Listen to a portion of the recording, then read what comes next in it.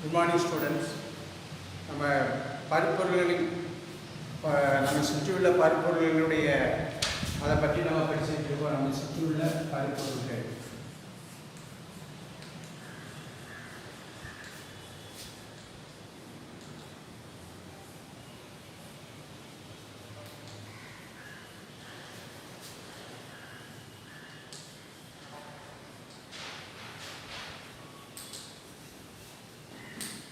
அதில் பருப்பொருள்கள் என்றால் என்ன அப்படிங்கிறதெல்லாம் படித்தோம். பருப்பொருள்களுடைய மிக சிறிய துகள்கள் மிக சிறிய துகள்களால் ஆனது. அந்த சிறிய துகள்களுக்கு என்ன அப்படிங்கிறத பார்த்தோம் அப்படின்னா அணுக்கள் அப்படின்னு பார்த்தோம். அந்த அணுக்களை நம்ம சக்தி வாய்ந்த நுண்ணோக்கியால் கூட பார்க்க முடியாது. ஆனால் ரெண்டு அதில் அந்த அணுவினுடைய அமைப்பை கண்டறிவதற்கு ரெண்டு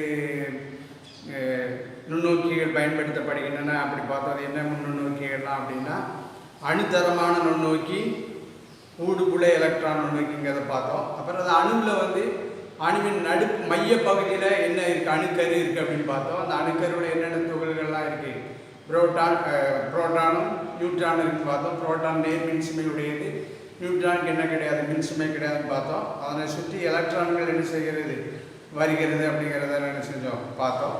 இப்போ பருப்பொருளுடைய சிறப்பு பண்புகள், பருப்பொருளுடைய பண்புகள், சிறப்பு பண்புகள், சரியா? அது என்ன அப்படின்னா பருப்பொருள்களை துகள்களால் ஆனது பார்த்தாங்க. அந்த துகள்களுக்கு இடையே என்ன காணப்படுகிறது அப்படின்னா அதிக இடைவெளி காணப்படுகிறது. இது வெவ்வேறு பொருள்களுக்கு வெவ்வேறு விதமாக இருக்கும். திண்ம பொருள்களுக்கு ஒரு மாதிரி இருக்கும், திரவ பொருள்களுக்கு ஒரு மாதிரி இருக்கும், வாயு பொருள்களுக்கு ஒவ்வொரு மாதிரி இருக்கும். வெவ்வேறு பருப்பொருள்களுக்கு எப்படி இருக்கும், வெவ்வேறாக இருக்கும். உதாரணம் நம்ம எடுத்துக்கிட்டோம் அப்படின்னா கொஞ்சம் ஒரு ஸ்பூன் எடுத்துக்கிறோம், ஒரு குவளையை எடுத்துக்கிறோம். அந்த குவளையில் என்ன எடுத்துக்கிறோம் அப்படின்னா கொஞ்சம் நீர், கொஞ்சோண்டு முதலாவது அந்த குவளைக்குள்ளே என்ன போடுது அப்படின்னா தண்ணி எடுத்துக்கிட்டு அதுக்குள்ளே இதை போடுறோம் அப்படின்னா சர்க்கரையை போடுறோம். சர்க்கரையை போட்டுட்டு நம்ம கொஞ்ச நேரம் பார்த்துட்டு இருந்தோம் அப்படின்னா அந்த சர்க்கரை முழுவதும் என்ன செஞ்சிடும், மறைந்துடும். அது முழுவதும் என்ன செய்கிறது, மறைந்து விடுகிறது. அப்போ ஆச்சா சர்க்கரை எங்கே இருக்கு? ஆமாம், அது மாத்திரம் அந்த குவளையினுடைய தண்ணீர் எப்படி இருக்கும், இனிப்பாக இருக்கும். இதுக்கு என்ன காரணம் அப்படின்னா இன்னும் பார்த்தோம் அப்படின்னா அந்த நீரின் துகள், நீர் ஒரு என்ன பொருள், திரவ பொருள். அந்த நீரின் துகள்களுக்கு இடையில என்ன காணப்படுகிறது அப்படின்னா இடைவெளி காணப்படுகிறது. என்ன காணப்படுகிறது, இடைவெளி காணப்படுகிறது. அந்த சர்க்கரை துகள்கள் என்ன செய்கிறது அப்படின்னா அந்த இடைவெளியை என்ன செய்து விடுகிறது, நிரப்பி விடுகிறது. அது மாத்திரம் இல்லை, இது ஒரு பண்பு. நீரின் துகள்களுக்கு இடையே இடைவெளி காணப்படும் அப்படிங்கிற ஒரு பண்பு. அதே போல் பருப்பொருளினுடைய துகள்களுக்கு இடையே என்ன காணப்படுகிறது, ஈர்ப்பு விசை காணப்படுகிறது. அந்த பருப்பொருள் திண்ம பொருளாக இருந்தாலும் சரி, திரவ பொருளாக இருந்தாலும் சரி, வாயு பொருளாக இருந்தாலும் சரி, அதனுடைய பொருள்களுக்கு இடையே அந்த அளவு, அந்த ஈர்ப்பு விசையினுடைய அளவு மாறுபடும். ஆனால் அந்த ஈர்ப்பு விசை அதுதான் அந்த துகள்களை என்ன செய்கிறது, பிணைக்கிறது. சரியா? இத்தகைய இதுவும் பருப்பொருள் என்ன செய்யும், மாறுபடும். சரி, அதான் நம்ம முதல் பாயிண்ட் என்ன பார்த்தோம், பருப்பொருள் துகள்களுக்கு இடையே என்ன காணப்படுகிறது, அதிக இடைவெளி என்ன செய்கிறது, காணப்படுகிறது. இது வெவ்வேறு பொருள்களுக்கு எப்படி இருக்கும், வெவ்வேறாக இருக்கும். இதில் நம்ம இங்கிலீஷில் பார்த்தோம் அப்படின்னா characteristics of the particles of the matter. என்னது, characteristics of the particles of matter.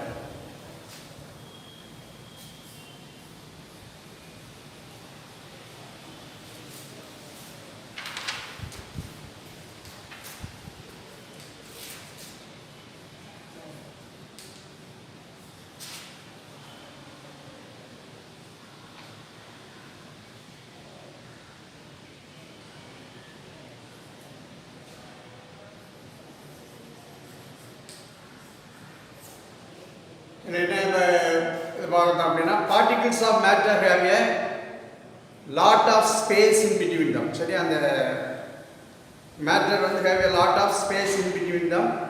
அது in different forms of matter the spacing will be different. சரி, மேட்டர் ஒவ்வொரு டிஃப்ரெண்ட் ஃபார்ம்ஸ் ஆஃப் மேட்டருக்கு டிஃப்ரெண்ட் டைப் ஆஃப் ஸ்பேஸ் என்ன செய்யும், காணப்படும். சரி, இது அந்த எக்ஸாம்பிள் அதை தான் பார்த்தோம் அப்படின்னா ஒரு பீக்கர் எடுத்துக்கிறோம். சரியா, ஒரு கிளாஸ் ஆஃப் வாட்டர் எடுத்துக்கிறோம். அதுக்குள்ளே எதை ஆட் பண்ணுறோம், add a spoon. Let us add a spoon full of sugar to a glass of water. நல்லா என்ன பண்ணுறோம், ஸ்டிர் பண்ணுறோம், stir well. Sugar disappears, sugar வந்து கம்ப்ளீட்டாக டிஸப்பியர் ஆயிரும்.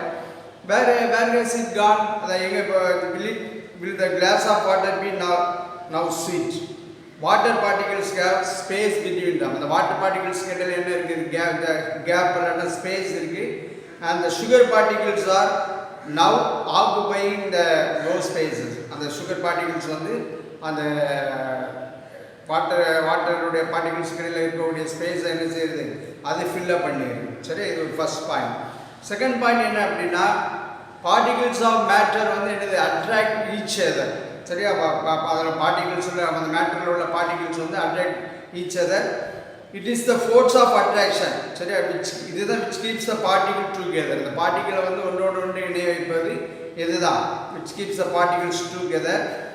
This attractive force will be different for different forms of matter. ஒவ்வொரு matter வந்து இந்த ஃபோர்ஸ் வந்து இந்த பார்ட்டிகல்ஸ்க்கு இடையில் காணப்படக்கூடிய ஃபோர்ஸ் வந்து எப்படி இருக்கும், டிஃப்ரெண்ட்டாக என்ன செய்யும் இருக்கும். இதை இது பண்ணோம்.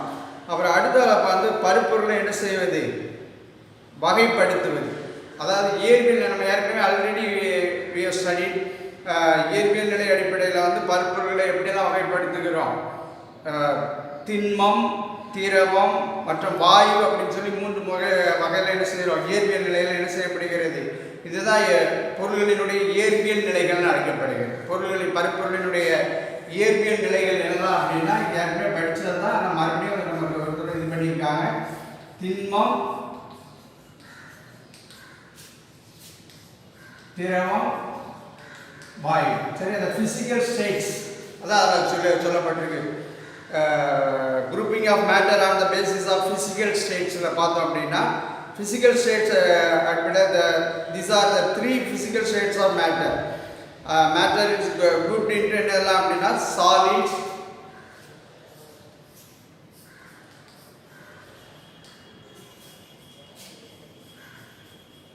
liquids and என்னது gases. The physical states of என்னது matter.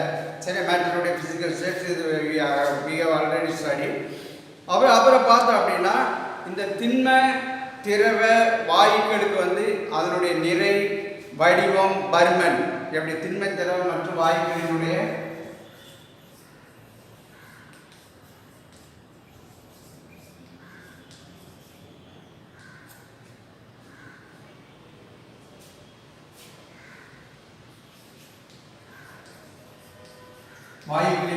நிறை,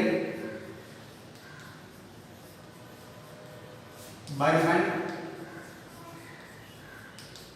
வடிவம் என்ன அப்படிங்கிறத இது பண்ணோம் அப்படின்னா,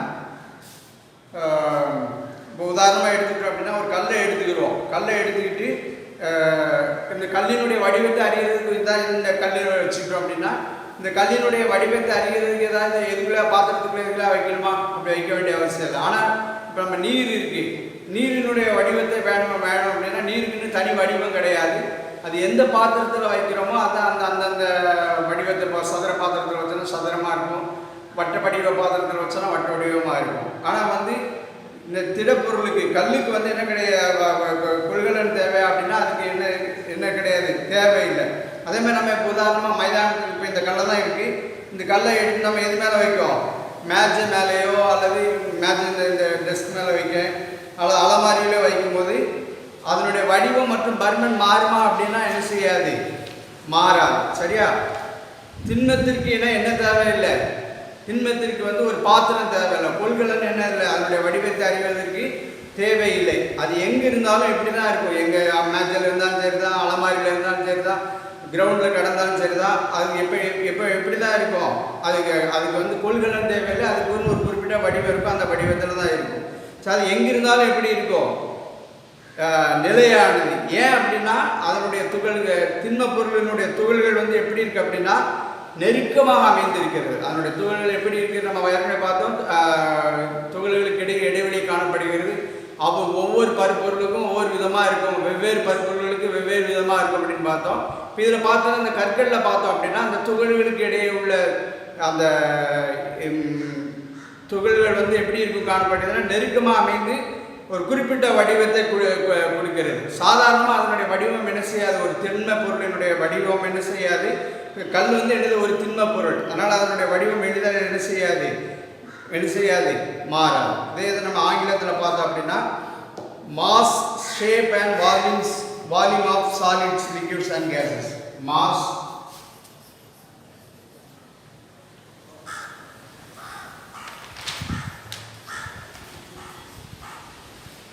mass, shape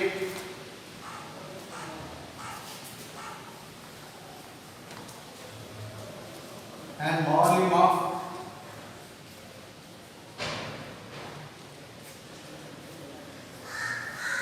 solids, liquids and gases.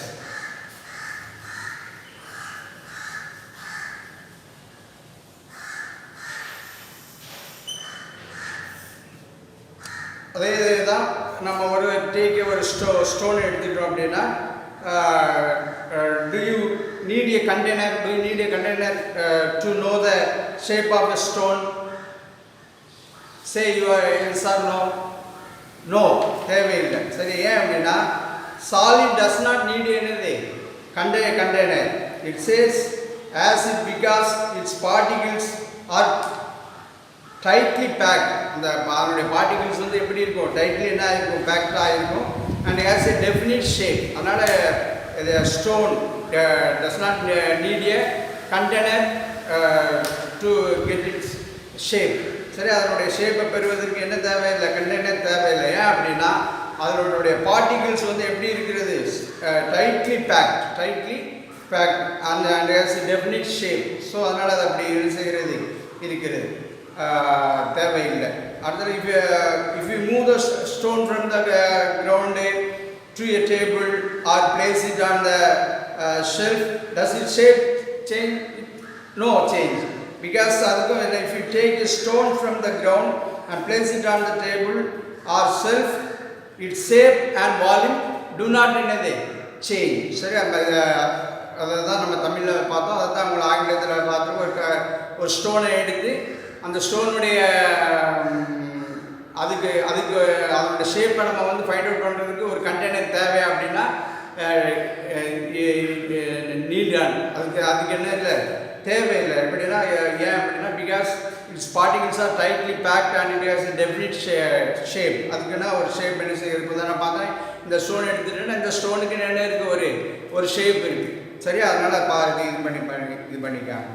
சரி, அடுத்ததை பார்த்தோம் அப்படின்னா நீங்கள் உங்களோட புக்கில் பேஜ் நம்பர் 37 எடுத்துக்கிட்டீங்கன்னா இங்கிலீஷ் மீடியத்துக்கு 37, தமிழ் மீடியத்தில் 40 எடுத்துக்கிட்டீங்க அப்படின்னா அதில் நிறைய பிக்சர்ஸ் கொடுத்துருக்கு. சரி, நிறைய என்ன கொடுத்துருக்கிறது, பிக்சர்ஸ் கொடுத்துருக்கு. அந்த பிக்சர்ஸ் வந்து இப்போ நீங்கள் வந்து வகைப்படுத்தி எப்படி வகைப்படுத்தலாம் அப்படிங்கிறத பார்த்தீங்க அப்படின்னா ஒவ்வொரு இதுக்கும் என்ன இருக்குது, ஒவ்வொரு விதமான டிஃப்ரெண்ட் அதை நம்ம என்ன செய்யலாம் அப்படின்னா வகைப்படுத்தலாம் அந்த பொருட்களை. உதாரணமாக நம்ம பார்க்க அந்த படத்தில் பாருங்கள், நம்ம தான் பக்கத்தில் என்ன காணப்போயிருக்கு, பென்சிலும் புத்தகமும் இருக்குது. இந்த பென்சில் புத்தகம் எதோடு சம்மந்தப்பட்டது, படிப்போடு என்ன செய்கிறது சம்மந்தப்பட்டது, அப்படி சொல்லி அதை வகைப்படுத்தலாம். அப்புறம் பார்த்தீங்க அப்படின்னா வாலி இருக்குது. இதே மாதிரி என்ன இருக்கிறது, ஒரு சீப்பு என்ன செய்கிறது இருக்கிறது. இதை எப்படி வகைப்படுத்தலாம், வாலியும் சீப்பையும் எப்படி வகைப்படுத்தலாம். இந்த இப்போ படத்தில் கொடுத்துருக்க வாலியின் சீப்பையும் அல்லது நம்ம நேரில் பார்க்குற சீப்பு வாலி இல்லை, அந்த வாலி இதெல்லாம் இப்போ ரெண்டு எதனால் ஆனது, பிளாஸ்டிக்கால் ஆனது, நெகிழியால் ஆனது. எதனால் ஆனது, நெகிழினால் ஆனது. அதே போல் இந்த கண்ணாடி மூக்கு கண்ணாடி பக்கத்தில் ஒன்று கொடுத்துருக்கலாம், அது என்னது, தேய்க்கும் நார். தேய்க்கும் நார். இந்த ஆப்பிள் பழத்துக்கு அடுத்தாப்பில் ஒன்று கொடுத்துருக்கு, அது வந்து என்னது, துடைப்போம். சரியா, தேய்க்கு நார், துடைப்போம். அப்புறம் வேறு என்ன இருக்குது இதில், ஒரு மேஜை இருக்குது. இந்த பென்சிலுக்கு அடுத்தாப்பில் பென்சிலுக்கு சீப்பு கடையில் என்ன இருக்கிறது, மேஜை இருக்குது, மேஜை. அதுக்கப்புறம் வந்து இந்த பசுமாட்டுக்கு பக்கத்தில் என்ன இருக்கிறது, கரண்டி இருக்கிறது, அகப்பை இருக்கிறது. சரி, இந்த அகப்பை, மேசை மற்றும் கரண்டி இதெல்லாம் எதனால் ஆனது, மரத்தினால் ஆனது அப்படின்னு சொல்லி என்ன செய்யலாம், வகைப்படுத்தலாம். சரி, அடுத்ததை பார்த்தோம் அப்படின்னா அப்புறம் ஒளியானது எது வழியாக அந்த சீப்புக்கு அடுத்தாப்புல என்ன இருக்குது, கண்ணாடி கோவலை இருக்குது. கண்ணாடி கோவலை கண்ணாடி குவளையில் உள்ள நீர் மற்றும் மூக்கு கண்ணாடி இவற்றின் வழியாக எது ஊடுருவி செல்லும்? ஒளி என்ன செய்யும்? ஊடுருவி செல்லும். அதுக்கடுத்தாப்புல ஆப்பிள் அல்லது இரும்பு பெட்டி வழியாக என்ன ஆப்பிள் வழியாகவோ அல்லது இரும்பு பெட்டியின் வழியாகவோ என்ன செய்யாது? ஆப்பிள் இரும்பு பெட்டியின் வழியாகவோ எது ஊடுருவி செல்லாது? ஒளி என்ன செய்யாது? ஊடுருவி செல்லாது. அதுபோல் வேற என்ன இருக்கு? மாடு இருக்கு, ஒரு பறவை கொடுத்துருக்கு. இந்த மாடும் பறவையும் என்ன எப்படியே வகைப்படுத்தலாம்? ரெண்டையும் உயிருள்ளவைகள் அப்படின்னு சொல்லி அதை என்ன செய்யலாம்? வகைப்படுத்தலாம். சரியா? மற்ற இது இருக்கிற எல்லாமே, அந்த படத்தில் இருக்கிற எல்லாமே என்னது? உயிரற்றவைகள். என்னது? உயிரற்றவை. அப்புறம் ஒரு குவளையில் என்ன இருக்கிறது? உள்ள தண்ணி இருக்கு. அந்த தண்ணி வந்து என்ன நிலையில் உள்ள பருப்பொருள்? திரவ நிலையில் உள்ளது. அதே சமயத்தில் ஒரு பலூன் கொடுத்துருக்கு. பலூனுக்குள்ள என்ன இருக்கும்? காற்று இருக்கும். அந்த காற்று என்ன நிலையில் உள்ளது? வாயு நிலையில் உள்ளது. என்ன நிலையில் உள்ளது? வாயு நிலையில் உள்ளது. சரி, அது போக மற்ற எல்லாத்தையும் இந்த தண்ணி உள்ளது, குவளை உள்ளது, மற்ற எல்லாத்தையும் எடுத்துக்கிட்டால் மற்ற எல்லா பொருட்களும் என்ன பொருட்கள்? திண்ம பொருள்கள் ஆகும். சரி, அது போக வேற என்னெல்லாம் இருக்கு அப்படின்னா ஒரு கோழி இறகுகள் கொடுத்துருக்கு. சரி, அந்த அயன் பாக்ஸ் பக்கத்தில் கொடுத்துருக்கலாம். காகித குவளை, இறகு மற்றும் காகித குவளைகள் என்ன செய்யும்? என்ன செய்யக்கூடியது? மிதக்கக்கூடியது. ஆனால் ஆப்பிள், சின்ன கல் இதெல்லாம் என்ன செஞ்சிடும்? மூழ்கி விடும். என்ன செய்யக்கூடியது? மூழ்கி விடுது. அது போல வேற என்ன பசுமாடு பக்கத்தில் என்ன கொடுத்துருக்கு? மாடு பக்கத்தில் என்ன கொடுத்துருக்கு?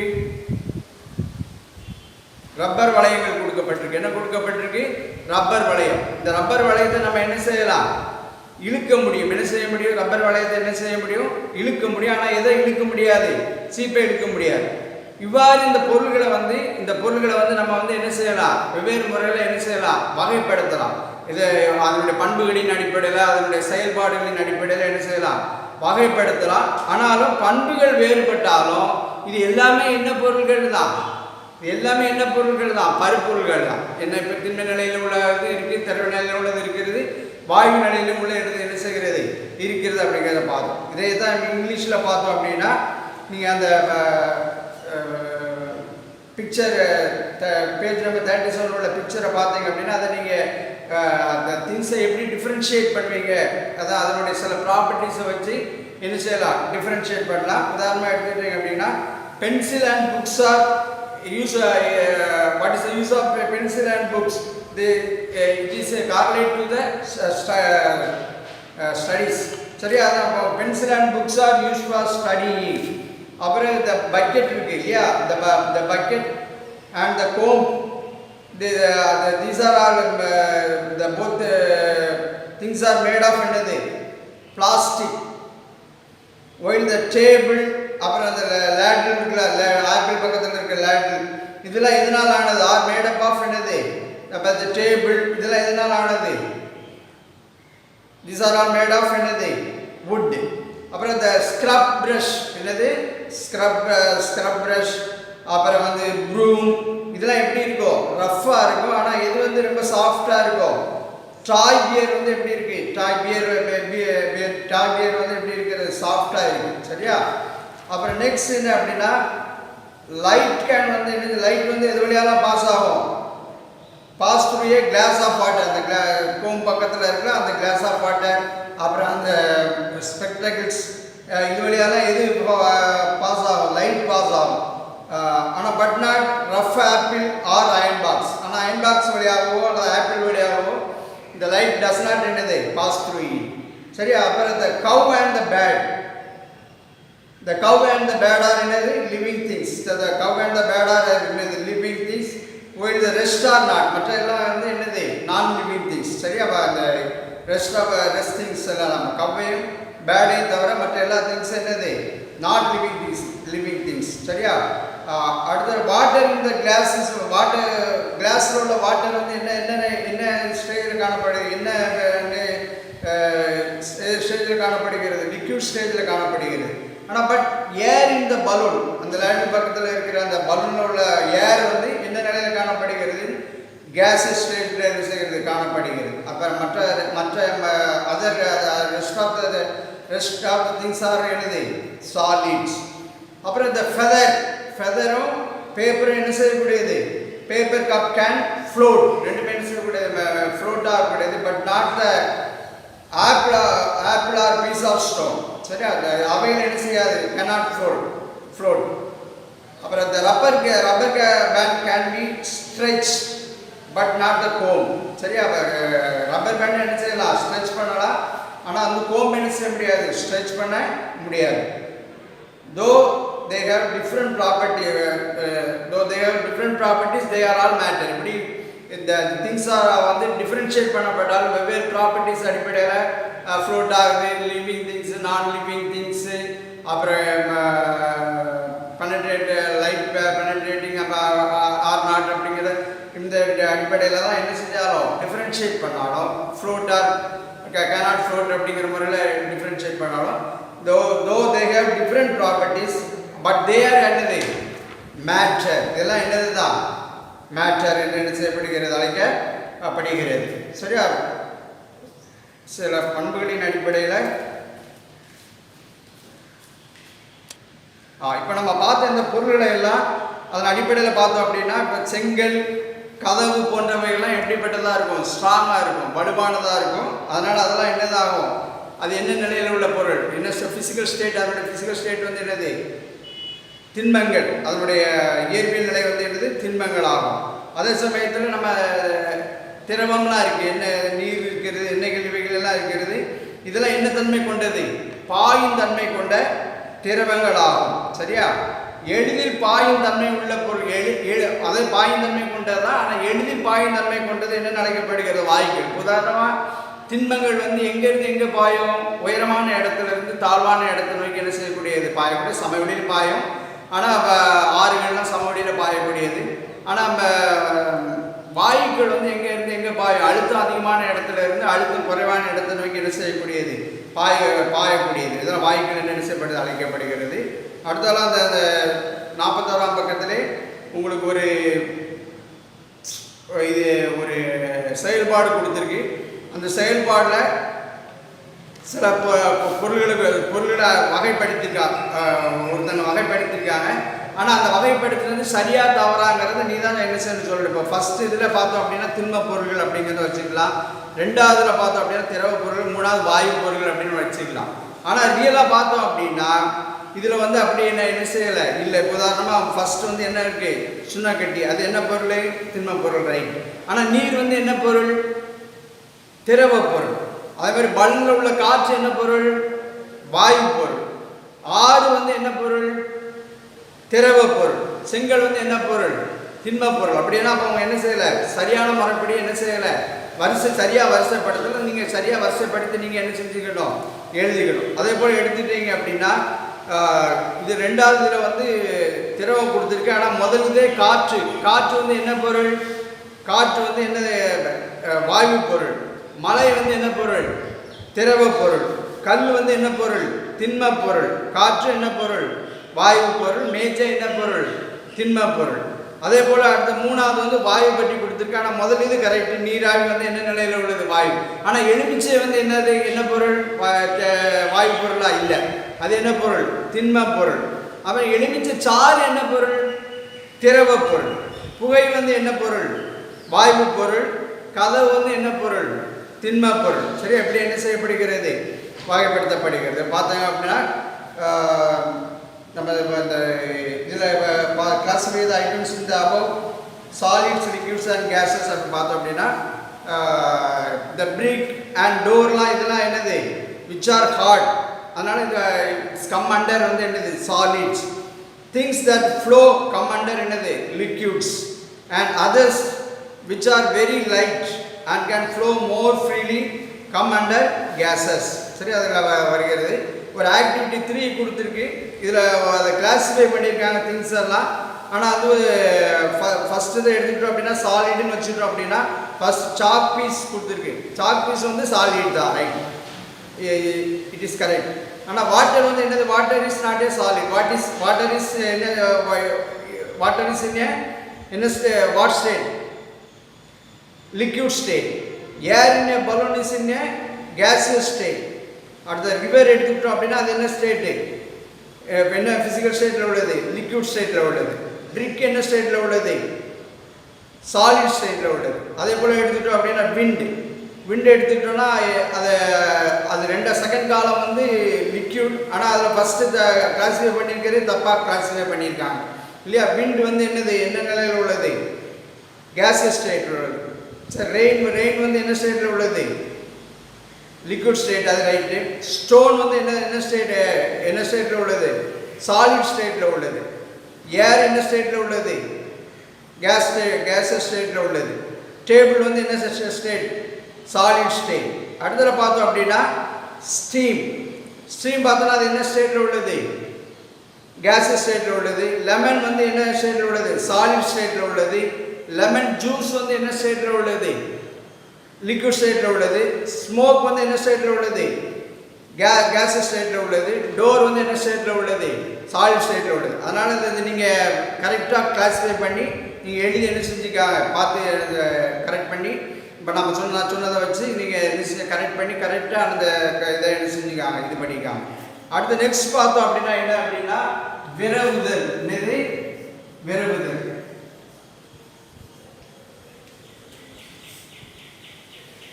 இப்போ ஒரு மேட்ச் மேலே தான் ஒரு புஸ்தத்தை வச்சுக்கா, அதை ஒன்றும் செஞ்சாமல் அப்படியே ஒரு எத்தனை நிமிஷம் வச்சுக்கா, 5 நிமிஷம் வச்சு அப்படியே கபடி.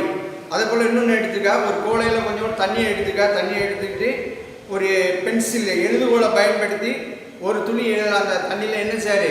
மை சேரு. அப்புறம் அதை அசைக்காமலும் அல்லது என்ன செய்யாமலும் இருக்கணும், கலக்கவும் கூடாது. அந்த மையை சேர்த்து அதை அசைக்கவோ அல்லது கலக்கவோ என்ன செய்யக்கூடாது, கூடாது. அப்படிதான் அறையினுடைய இன்னொரு மூலையில் வந்து ஒரு ஊதுவத்தி என்ன செய்ய, பத்தி என்ன செய்ய, ஏற்றி வச்சுட்டு நீங்கள் பார்த்தா அப்படின்னா, இப்போ டேபிள் மேலே என்ன வச்சுருக்கோம்? புஸ்தகம். புஸ்தகம் நகருமா? தன்னாலே நகருமா? நம்ம யாராவது நகர்த்தினாதான் அது என்ன செய்யும்? நகரும். அதனால் அப்படி புத்தகம் நகராது. அதே சமயத்தில் அந்த கண்ணாடி கோலையில் உள்ள தண்ணியில் நம்ம கொஞ்சோண்டு ஒரு சொட்டு மைய அந்த எழுதுகோளால் கொஞ்சம் உள்ளே வச்சோம். அதை பார்த்தோம் அப்படின்னா கொஞ்சம் நேரத்தில் அந்த தண்ணி முழுவதும் என்ன கலராக மாறிடும். அப்படி கொஞ்ச நேரத்தில் முழுவதும் என்ன கலராக மாறிடும்? அந்த ப்ளூ கலராக என்ன செஞ்சிடும்? மாறிடும். சரி, அதை நம்ம எவ்வளோ நேரம் ஆகுது அப்படின்னு பார்த்தது. அதுபோல் அந்த ஊதுபத்தியிலேருந்து மனம் நம்ம ஏதோ ஒரு மூலையில் வச்சுருக்கோம். ஆனால் பார்த்தா அந்த மனம் வந்து எங்கே முழுவதும் பரவிடும்? அறை முழுவதும் என்ன செய்து விடும்? பரவி விடும். சரியா?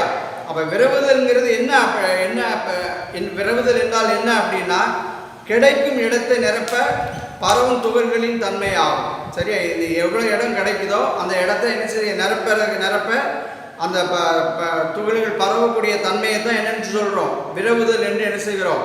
சொல்லுகிறோம். சரியா? இடம் முழுவதும் துகள்கள் பரவும் அல்லது விரவும் தன்மையை விரவுதல் எனப்படும். சரி, அந்த ஒரு இடம் முழுவதும் வந்து துகள்கள் வந்து என்ன செய்யக்கூடியது?